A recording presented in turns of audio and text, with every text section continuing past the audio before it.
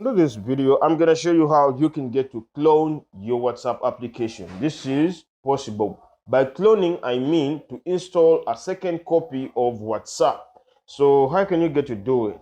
You're going to look up for the settings application. Once you get to land onto its menu, then you're going to scroll all the way down until when you see advanced features, then get to tap onto them.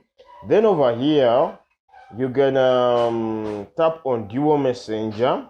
So once it opens up, remember we are going to clone WhatsApp. So we then get to toggle on WhatsApp.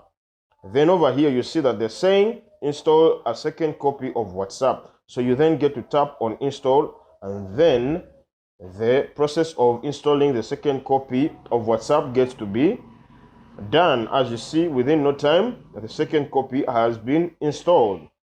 Let me show you guys. Where is the WhatsApp?